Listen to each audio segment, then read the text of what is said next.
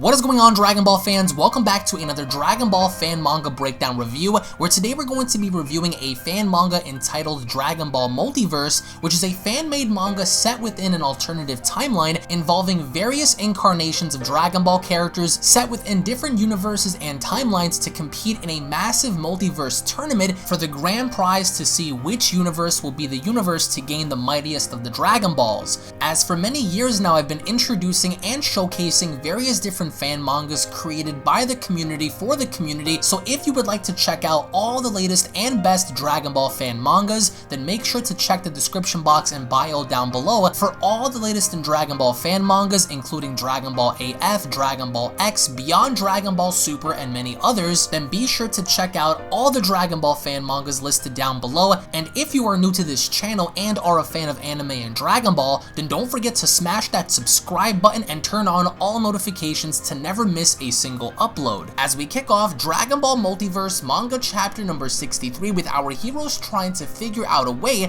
in getting back to the original tournament arena. As Gast, 16, Vegeta, Pan, Goku, Vegeta all stand idly by, Goku goes on in attempting to use instant transmission as he goes on to state, "I can't feel the energy of the arena." As Gast goes on to tell Goku, "We are very far away." Everyone search in a different direction. As Goku searches, Vegeta searches, Android 16 goes on to state, "Don't only focus horizontally, we need to look up and down too." As Goten and Trunks finally fuse, Gotenks goes on to tell everyone all together, "I'll take this side, you take the other." As Super Buu so casually walks by and putting his arm around Gotenks, he goes on to tell him, "Okay, my buddy and I, we're taking this hemisphere." As the other Universal soldiers begin to take quadrants, as some agree to go north as the other agree to go south, everyone is seen having to focus in a different direction in figuring out exactly where the original tournament arena is, and if there's a way for them to get back in time and preventing Babidi in executing his plan. As Prince Vegeta's attitude is beginning to act up, our current Vegeta goes on to state, "You don't have to participate in this collective effort, but you can withhold your comments." As Prince Vegeta replies to the counterpart Vegeta in having to state, and I quote, "I don't listen to followers. Where's your pride?" As our current Vegeta turns around and having to state, "Playing dumb just to be different? I wouldn't be so proud of that. Not today." As Prince Vegeta immediately turns around in responding to himself by stating, "If you were still the proud Saiyan monarch, it'd be you giving the orders to the group." As current Vegeta goes on to reply, "The plan is good. You'd have me barking up contradictory orders just to be noticed? I've grown past that, and what I really enjoy here is seeing the old Vegeta, the prideful, spiteful, very angry Vegeta, going at it with the current Vegeta, who in fact had evolved way beyond that, so that's a pretty cool tidbit to see in Dragon Ball Multiverse." As current Vegeta continues, "That's what you do, wouldn't you? You're driven by the need to be recognized. How weak." As Prince Vegeta replies, "You want to see if I'm weak?" With current Vegeta stating, "It'd be humiliating for you." As Prince Vegeta goes on to tell current Vegeta, "You haven't even reached my level of transformation, unlike your Kakarot." As they're both beginning to get under each other's skin, current Vegeta goes on to state, "Sadly, this is not the place for this." As Ultimate Buu sits back, he's enjoying the fireworks as he's eating some popcorn and candy and junk food alongside Vegeta and the other Goku. He goes on to tell both Vegetas, "I can create a ring for you," which is pretty cool how Super Buu's basically inciting and antagonizing the whole situation while Gast basically facepalms. However, back on the battlefield, Majin Perfect Cell battles against Ultimate Gohan. As Perfect Cell cries out, "Finally, our revenge match. You've grown incredibly stronger, Gohan, but so have I." As he shoots a direct special beam cannon right in front of Gohan, Gohan seemingly enough does take this head on, and I really do enjoy, and I've always wanted to see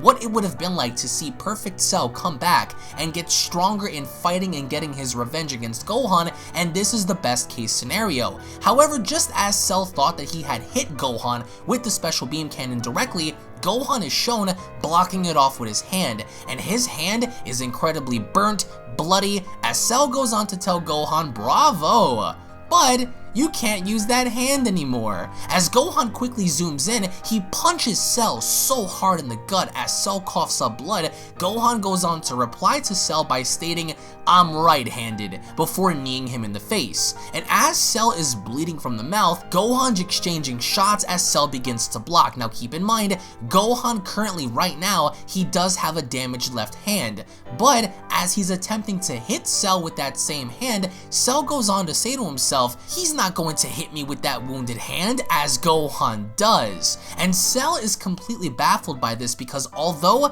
Gohan's hand looks incredibly destroyed, nasty, it's bleeding, it's gushing blood, Gohan doesn't care. He still proceeds to hit Cell anyway, as Cell goes on to state, "Well played." Over on the other side, we see how Videl is fighting against Nappa. As the narration states, at that moment further away, Nappa begins to fight off Videl, as Nappa does have the upper hand, but Gohan senses this. Gohan understands that his family right now is currently being targeted by a very powerful warrior and possibly could be killed off if he doesn't do anything. As Gohan quickly moves away from Cell, he cries out, "No!" As Perfect Cell goes after Gohan, he goes on to tell Gohan, "You can't leave this fight." And right before he's about to do anything, a blast comes zipping right through Cell's face as he nearly dodges it. As he turns around, he spots one of the Universal Warriors in the sky as he goes on to tell Cell, "Leave that soft target alone and come fight a real warrior." As Cell smiles, he goes on to tell him, "A real warrior? Don't make me laugh. I butchered your planets and the wearers of your pitiful armor." As he shoots off a beam directly at the warrior, we quickly notice how Cell begins to engage with him as the Universal Soldier goes on to state, "In the other universe, we didn't develop our arsenal as much. You'll see the difference." As he fires off a direct blast at Cell, things begin to get very heated during that battle. As we go back to Piccolo, Majin Demon King Piccolo that is, he squares off against one of the Kaioshin. As he's huffing and puffing, as is the other Kaioshin, Demon King Piccolo goes on to ask, "What are you doing?" As the Kaioshin replies, "Nothing. Phew." As Demon King Piccolo responds, "Ha ha ha. You can't whistle," as of course the Kaioshin is attempting to do so. All of a sudden, Demon King Piccolo and the Kaioshin notice a massive blast in the sky, as of course it's featuring Cell and the Universal Warrior. As the Universal Warrior goes on to state, "In range, 1 ally, 2 enemies, energy level, significant. Too bad I'm taking the shot.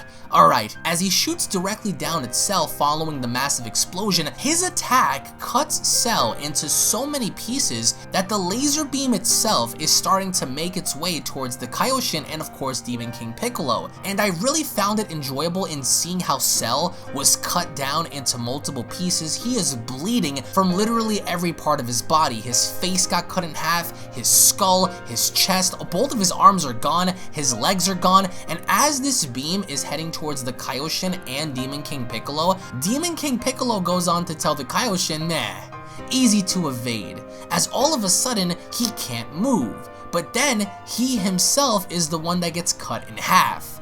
As the Universal Soldier aims down, he goes on to state, "Energy level very low." As one of his partners joins in, she goes on to state, "Hey," as the male replies he's still alive, referencing Cell, and he's lost almost no energy. As of course Cell regenerates, he powers back up once more as he goes on to tell him, "You've been very helpful in increasing my power, but I have no need for you anymore." As once more we notice Cooler on the other side of the arena. He seems to be lodged within a wall because of course he's bleeding, he's hurt. As one of the Supreme Kais goes on to tell Cooler, "Call back your men. You can see you're losing." As Cooler goes on to state, "Oh yeah?" and then begins to power up. It seems like Cooler is transforming in some way, shape, or form, as Cooler goes on to power up and increasing his power more and more and more, as a shadow begins to loom over the Kaioshins. As the Kaioshins goes on to ask, "Need a hand? I'd appreciate it, please." As out of nowhere, Cooler finally releases and reveals his brand new form in which he grabs both of the Kaioshin. Meanwhile, Videl begins to fight off against Majin Android 17, and as she attempts to to do so, 17 goes on to tell her, finally, I get to kill a human again. So literally throughout this entire battlefield, all hell has broken loose. And seemingly enough, it looks like the dead are rising back up as Kakarot, a very destroyed, very bloody Kakarot, rises back up. One of the Universal Soldiers that fought him goes on to state, what? As Kakarot quickly turns around, he grabs the individual directly by the neck. And as he does so, the individual cries out, you were dead, as he chokes him right in front of everybody. Meanwhile, back inside of Babidi's location, Babidi goes on to laugh and stating, we're gaining ground. But Gohan is trying to desperately figure out where Babidi is. As he goes on to say to himself, Babidi is here. I can feel his evil aura. His magic is displacing our reality, but not by much, because he needs to control his men. I can feel abnormal vibrations. I should be able to synchronize with them and counter their effects. As out of nowhere, the narration goes on to state after a few minutes, Gohan got it. And as he does so, Gohan was able to shatter through the dimensional barrier that Babidi was hiding behind, but not before Babidi cries out, what? Boo! Attack! As Majin Buu charges on in, Gohan isn't concerned in the least, as Gohan so casually backhands Majin Buu so hard that Majin Buu goes flying out in the distance. As Gohan swoops in, he uses his energy in blowing off Babidi's head. And as Gohan blows away his head, he goes on to state it's over. As out of nowhere, Bardock goes on to state, Master, I had a vision. Even Buu can't defeat him. We don't have a few minutes to prepare a trap for him, because Bardock already knew what Gohan was going to do. So basically everything that you just saw was in Bardock's vision, because this is what Bardock saw if they don't lay a trap for Gohan. Meanwhile, Jeice and Berter are standing in front of a door as they both go on to state it's their apartment. They're hiding like rats. And as they kick down the door, they immediately go on to state, for the great Babidi, onwards for Master Babidi. Copycat amateur, as Turtle Hermit Krillin greets them by stating, ah, it's only you. I thought we were in danger. As Salazar gets very annoyed, he charges in by stating, you'll regret saying that, but just as he does so, Yamcha comes in, knees him in the spine as he goes down, as Yamcha goes on to tell Krillin, you're great, as bait, as Krillin goes on to tell him, how's that a compliment? With Jeice having to charge up for an energy blast, Videl notices this as she goes on to cry out, no, not here, as she leaps forward and kneeing him right in the face. Tien grabs the same energy blast that Jeice had just launched and redirecting it directly towards him. As the energy blast hits Jeice, we see how Yamcha opens up the door and so casually allows him to go flying through as they shut the door behind him. Salazar on the other hand cries out, you will pay for this, as they basically beat him up inside. And what I really enjoy about this is seeing how the current heroes inside of the apartment are keeping their cool, and they beat down Salazar so bad that out of nowhere, once Tien cries out a job well done, out of nowhere, one of the Majin Cell Juniors appears from behind. As Krillin cries out, look out! One of the female individuals, a Universe 2 soldier, wakes up and having to state, ah, the alarm didn't go off. I need to quickly go see the fights. If something goes wrong in the tournament, I can save everyone by going back in time. But I can feel a dark and evil energy. What's going on? As the manga chapter comes to a close, so now Babidi is aware that Gohan is after him. However, Babidi is in fact setting up a trap, and we're actually nearing the end of the continuation chapters of Dragon Ball Multiverse, which there are only a few chapters left for this series, as they are putting out pages every single week, every single so often, so just going to be letting you guys know on that. However, right now, what's most interesting is seeing how one of the Majin Cell Juniors was actually able to get to Yamcha and Tien and all of the remaining members that were hiding in the apartment, but also there seems to be war going on outside of the tournament stage as Majin Cell's fighting Gohan, Demon King Piccolo just got killed, Cooler actually transformed even higher to a newer level that we haven't seen before, very similar to his father, so an all-out war is basically breaking out all over the place while our heroes are desperately trying to figure out a way on how to return, but the question is they don't even know where the actual arena is located